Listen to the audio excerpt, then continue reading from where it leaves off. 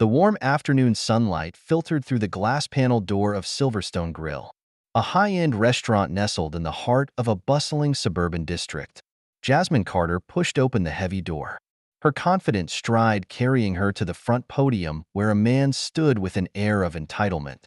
His red MAGA hat sat prominently on his head, clashing sharply with the elegant decor around him.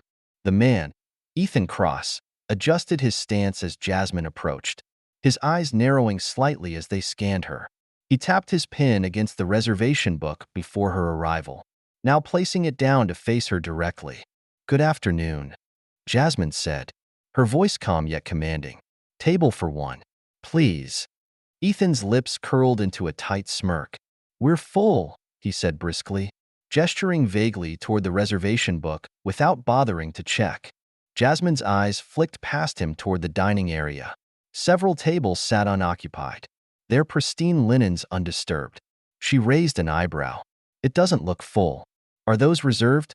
she asked, gesturing subtly. Ethan leaned forward slightly, his tone turning icy. "Those are for our lunch rush," he said, his words measured but dripping with condescension. "This isn't exactly the kind of place for someone like you." The room seemed to hush, though the faint clinking of cutlery and murmurs of diners continued in the background. Jasmine's posture stiffened, but her face remained composed. "Excuse me," she said, her voice deliberate. Ethan's smirk widened, leaning lazily on the podium. "Look, I'm just saying, maybe try somewhere more casual. This isn't your scene." The tension in the air grew palpable as Jasmine inhaled deeply, keeping her composure. She was no stranger to subtle, or in this case, not so subtle, discrimination. "I have every right to dine here," she said firmly. "If there's no legitimate reason to deny me service, I'd like to be seated." Ethan's expression darkened. "My restaurant, my rules," he replied sharply. "And I've decided you're not dining here today." Nearby patrons began to take notice, their conversations dropping to murmurs as eyes darted between Jasmine and Ethan. Some shifted uncomfortably in their seats. Others avoided eye contact entirely. Jasmine reached into her purse and pulled out her phone. "Would you mind repeating that?" she said, raising her phone toward him. "Just so we're clear, you're refusing me service because of my race?" Ethan's face twisted in annoyance, but he didn't back down. "You think you can come in here and intimidate me?" he spat, his voice growing louder. "Go ahead. Record it. People are sick of your kind playing the victim." Gasps rippled through the dining area, and a young waitress standing near the kitchen dropped the glass she was polishing. It shattered, punctuating the tense moment. Jasmine's gaze remained steady. "I'll wait right here," she said, her voice unwavering. "And when the police arrive, we can let them decide if your behavior is legal." Ethan froze for a moment, his confidence faltering as he realized the gravity of her words. His eyes darted toward the patrons, many of whom were now staring openly. "Fine," he growled, grabbing the phone on the wall. "Let's see how you like it when they show up." The atmosphere in Silverstone Grill grew heavier as the minutes ticked by. Ethan paced behind the podium, his hands clenched into fists. Jasmine remained calm, her phone recording every moment. The police arrived within minutes, their uniforms crisp and their expressions professional. Officer Daniels, a tall man with a steady demeanor, stepped inside, followed by Officer Tran, who carried a notepad. "What seems to be the issue?" Daniels asked, his voice neutral as he looked between Ethan and Jasmine. Ethan jumped in immediately, pointing at Jasmine. "She's causing a scene, refusing to leave after I told her we're full," he said, his voice laced with indignation. "She's being disruptive and aggressive." Jasmine stepped forward, her phone still raised. "Officer, I came here to have a meal. He refused to seat me despite the empty tables. And when I asked for an explanation, he made it clear it was because of my race." Tran's pen hovered over her notepad. "Do you have evidence to support this?" she asked. Jasmine nodded and handed over her phone. "I recorded the interaction," she said. "Everything is on video." The officers reviewed the footage in silence. Ethan's words echoed through the small device, unmistakable in their intent. Daniels glanced up, his expression now stern as he turned to Ethan. Is there anything you want to say about this? Ethan's face turned crimson. This is my restaurant, he said defensively.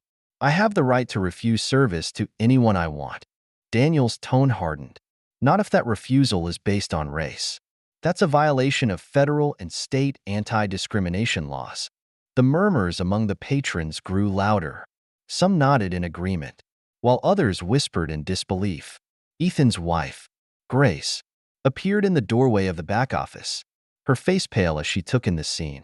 This isn't over, Ethan muttered under his breath, but his bravado was gone. Jasmine stood outside the restaurant, speaking with the officers as the crowd of onlookers spilled onto the sidewalk. Angela Martin, a local journalist, approached cautiously, her camera crew following close behind. Jasmine Carter, Angela said, extending a hand. Would you mind giving a statement? Jasmine hesitated, glancing at the small group of protesters who had begun gathering with hastily made signs. She nodded. This isn't just about me, she said, her voice steady. This is about standing up against discrimination and holding people accountable. No one should have to face what I did today. Angela nodded, her expression thoughtful. Your story is already gaining traction online. People are rallying behind you. Jasmine glanced back at the restaurant, where Ethan stood glaring from the window. Good, she said, because this isn't over. Over the following days, the video of the incident went viral, sparking outrage and protests outside Silverstone Grill. Activists, community leaders, and everyday citizens came together, demanding accountability.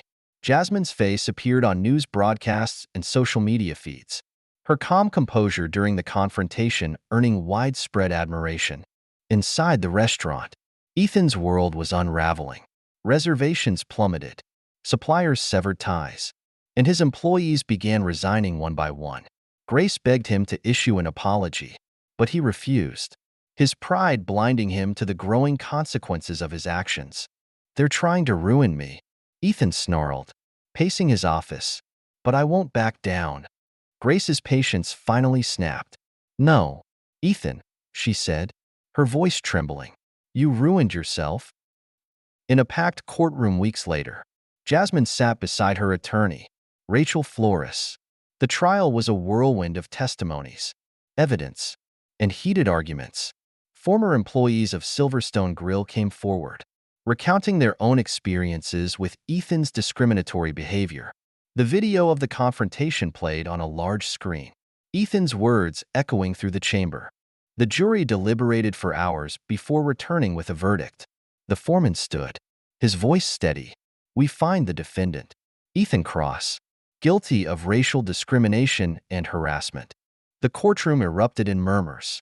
Jasmine exhaled deeply, a wave of relief washing over her as Rachel squeezed her hand. You did it, Rachel whispered. Justice has been served. Outside the courthouse, a crowd of supporters cheered as Jasmine stepped into the sunlight. Reporters swarmed her, but she raised her hand to quiet them. Today's verdict is a victory, she said, her voice strong. Not just for me, but for everyone who has ever been told they don't belong. We've sent a message that discrimination has no place in our communities, and we'll keep fighting until that message is heard loud and clear. In the weeks that followed, Silverstone Grill closed its doors for good, its once pristine reputation in ruins.